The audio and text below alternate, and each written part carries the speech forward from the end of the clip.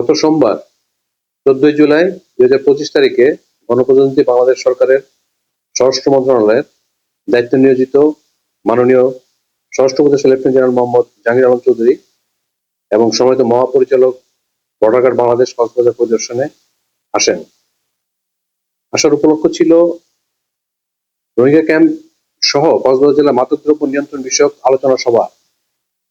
উক্ত আলোচনা সভায় আমাদের মাননীয় স্বরাষ্ট্র উপদেষ্টা অভিব্যক্ত করেন যে বর্তমান প্রেক্ষাপটে কিছু কিছু সন্ত্রাসী গোষ্ঠী দেশে আইন শৃঙ্খলা অবনতি করার জন্য দেশের বিভিন্ন স্থানে মাদক চোরাচালান, গুম, খুন, অপহরণ সহ নানাবিধ অনৈতিক কর্মকাণ্ডে লিপ্ত হচ্ছে।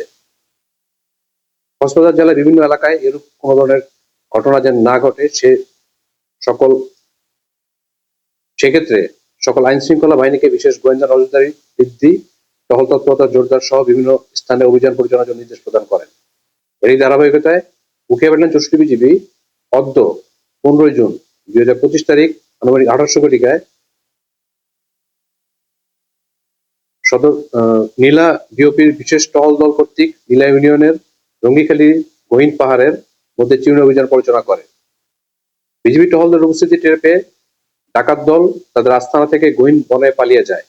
বিজিবি টহল দল তাদের আস্তানায় ঘেরাও করে এবং তল্লাশি অভিযান চালায়। তল্লাশি অভিযানের মাধ্যমে বিজিবি টহল দল ডাকাতদের লুকিয়ে রাখা বিভিন্ন প্রকার অবৈধ অস্ত্র ও গোলাবারুদ উদ্ধার করে। তার মধ্যে বিদেশি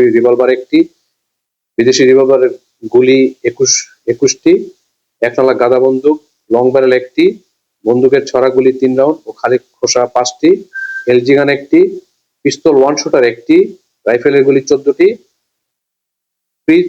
ফ্রিজ লং বডি 2টি এবং রামদা 1টি উদ্ধার করতে সক্ষম হয়।